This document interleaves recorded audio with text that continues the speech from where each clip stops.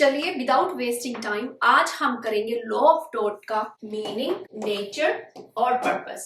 सबसे पहले बात आती है मीनिंग की। ये जो वर्ड टोट है इसका मीनिंग क्या होता है? देखा जाए तो अगर किसी ने कोई कॉन्ट्रैक्ट तोड़ा है, ठीक है, उसे डैमेजेस देने पड़ते हैं। अगर किसी ने क्राइम किया है तो उसे सजा मिलती है। पर अगर किसी पर्सन ने किसी का नुकसान किया हो उस जगह पे फिर टोट आता है। अब टोट को समझने के लिए हम बात करते हैं, सपोज करो कि कोई पर्सन आपको नुकसान पहुंचाता है, कोई हार्म करता है आपके अगेंस्ट, तो आपको क्या लगता है कि आपको कंपनसेशन मिलना चाहिए? अगर आंसर यस है तो आप रेडी हैं टोट को समझने के लिए। हमें पता है कि अगर कोई काम जो सोसाइटी के अगेंस्ट किया जाता है वो क्राइम की कैटेगरी में आता है, और अगर कोई एग्रीमेंट्स को तोड़ता है, किसी के साथ कोई कॉन्ट्रैक्ट है तो उसके अगेंस्ट कोई ऐसा काम करता है तो फिर वो कॉन्ट्रैक्ट ब्रीचेस होती हैं। पर टोट जो होता है वो इनसे डिफरेंट है कि कोई रोंग जो है किसी इंडिविजुअल के अगेंस्ट होता है, उसे हम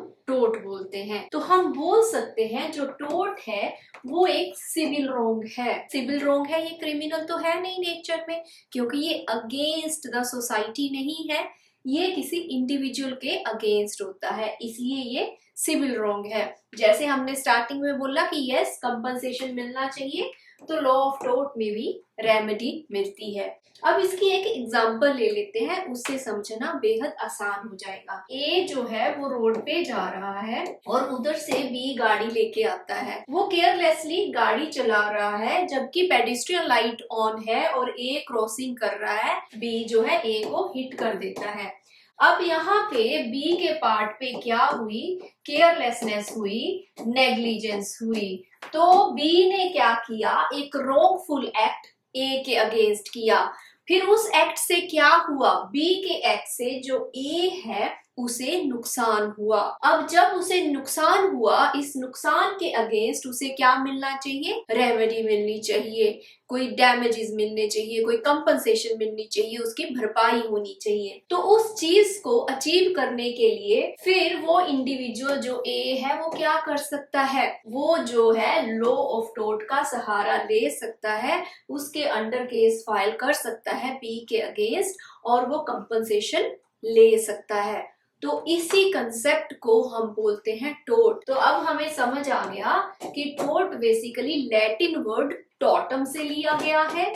टोटम से, जिसका मीनिंग होता है ट्विस्टेड या फिर कुछ रॉन्गफुल। तो हम बोल सकते हैं कि जो टोट है वो एक सिविल रॉन्ग है, जिसमें कोई पर्सन कोई रॉन्गफुल एक्ट करता है और उस रॉन्गफुल एक्ट से दूसरे पर्सन को नुकसान होता है, कोई हार्म होता है।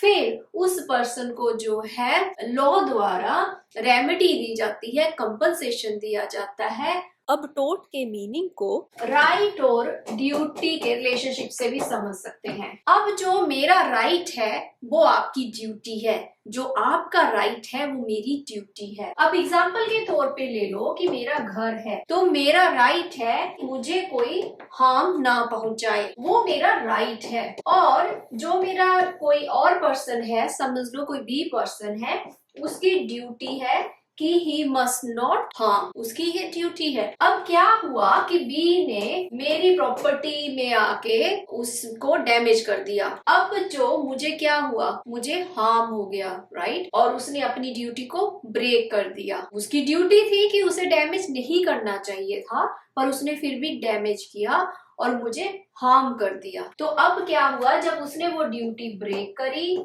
मेरे अगेंस्ट हार्म किया, उसने क्या कर दिया? टोट कर दिया। तो बेसिकली हम क्या बोल सकते हैं कि right is violated, duty is broken is equal to टोट। अब नेक्स्ट हम करते हैं इसका नेचर। अब नेचर क्या होता है हमें पता है, इन जनरल लैंग्वेज भी हमें पता है कि नेचर का मीनिंग क्या होता है। जब हम बात करते हैं ना, उस पर्सन का नेचर बहुत अच्छा है, मीन उसका स्वभाव बहुत अच्छा है, किसी पर्सन का मूल चरित्र, उसका असली करेक्टर, उसे हम नेचर बोलते हैं। तो अब नेचर ऑफ टोट की जब बात आती है तो उसका मीनिंग क्या हो गया कि ये किस तरह का, इसका बेसिक कैरेक्टर क्या है, what kind of it is, mean इसकी क्या काइंड है, मीन कैसा स्वभाव है, इसका नेचर कैसा है। तो अगर उसकी बात करें तो सबसे पहले हम बोल सकते हैं जो टोट है उसका नेचर कैसा है, ये क्रिमिनल है, कॉन्ट्रैक्ट है, सिविल है। तो हम बोल सकते हैं कि टोट जो है एक सिविल रॉन्ग है।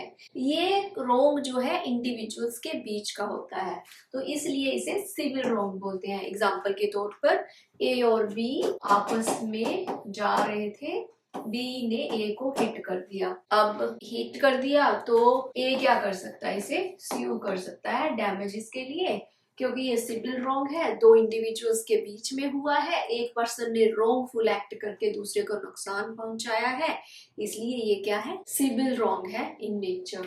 नेक्स्ट है टोट is based on duties fixed by law, mean law automatically कुछ एक ड्यूटीज इम्पोज करता है सब पे, कुछ राइट्स हैं जिनकी टेक केयर करना हमारी रिस्पॉन्सिबिलिटी है। अगर मेरे पास कोई राइट है तो आपकी ड्यूटी है कि आप उसे इन्फ्रिंज ना करें, अगर आपके पास कोई राइट है तो मेरी ड्यूटी है कि मैं उसे इन्फ्रिंज ना करूं। तो वो हो गया कि ये लॉ के द्वारा फिक्स की जाती है, ऑटोमेटिकली लॉ हमें वो ड्यूटीज देता है, राइट्स देता है।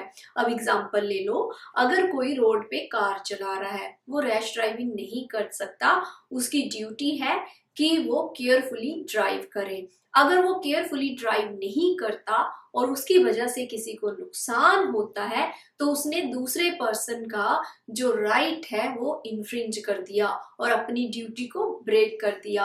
अब वो क्या हो गया, फिर वो टोट हो गया। नेक्स्ट है टोट इज प्राइवेट इन नेचर, ये प्राइवेट है नेचर में क्योंकि ये इंडिविजुअल्स के बीच में होता है। एक पर्सन को अगर नुकसान हुआ है, सपोज करो कि ए और बी है, अगर बी ने ए को नुकसान किया है तो ए को कोर्ट में जाके केस फाइल करना पड़ेगा। अब अगर यही बात कोई क्राइम की होती, अगर कोई मर्डर होता, कोई क्राइम होता, तो उस केस में इंडिविजुअल जो है वो केस फाइल नहीं करता, उस केस में स्टेट केस फाइल करती है। तो इसलिए ये प्राइवेट इन नेचर है, ये पब्लिक नहीं है, क्योंकि ये पब्लिक के अगेंस्ट नहीं होता।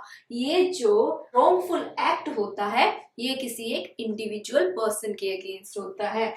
नेक्स्ट है there should be legal damage, mean loss हुआ होना चाहिए, अगर लॉस हुआ है तो वो टोट है। नेक्स्ट है टोट लाइबिलिटी, टोट की जो लाइबिलिटी होती है टोट के अंदर वो अनलिक्विडेटेड होती है। अब अनलिक्विडेटेड कैसे, क्योंकि ये प्री डिटर्मिन नहीं होती।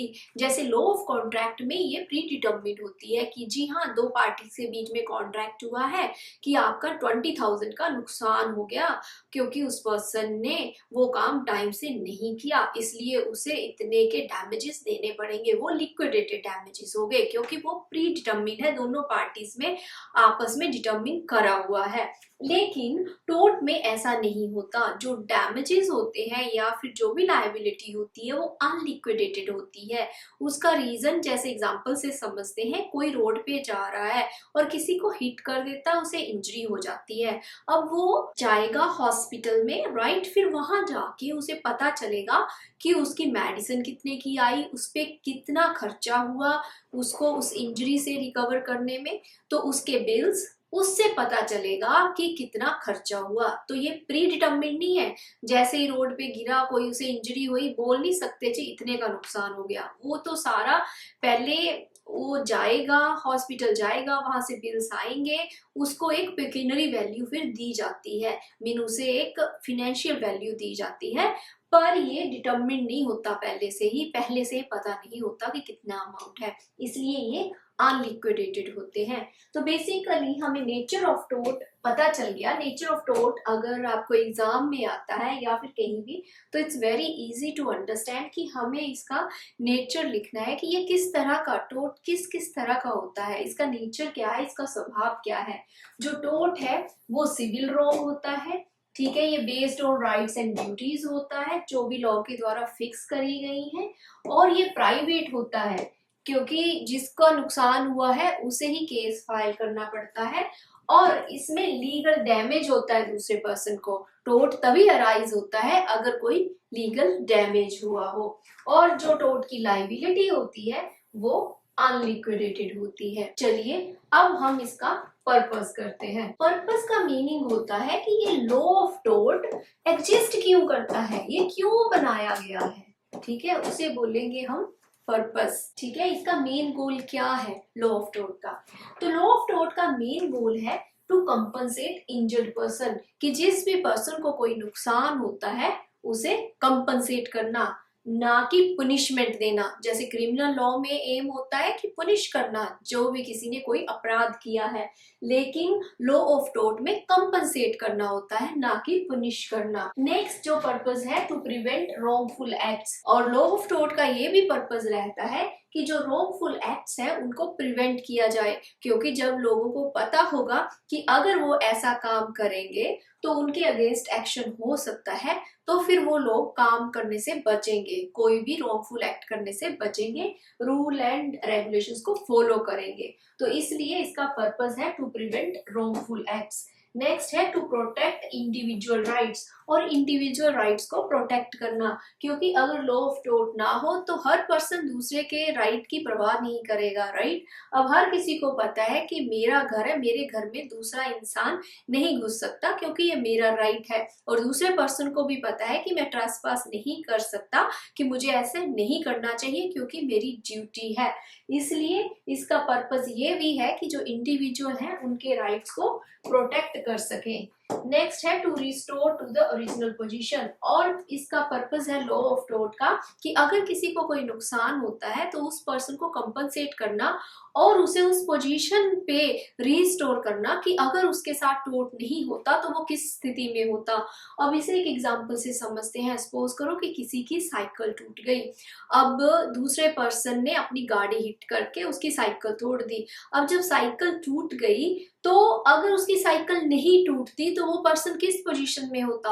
वो इसी पोजीशन में होता कि उसके पास एक अच्छी खासी साइकिल होती। फिर इसमें लॉ ऑफ टोर्ट में क्या किया जाता है, जिस पर्सन की सपोज करो साइकिल टूटी, फिर उसे कंपनसेट किया जाएगा, उसे नई साइकिल दी जाएगी, या फिर उसके इक्विवेलेंट उसे अमाउंट दिया जाएगा, कंपनसेट किया जाएगा। को बोलते हैं to restore to original position, कि जो ओरिजिनल पोजीशन पे इंजर्ड पर्सन को रिस्टोर करना, ये भी लॉ ऑफ टोर्ट का एक पर्पस है।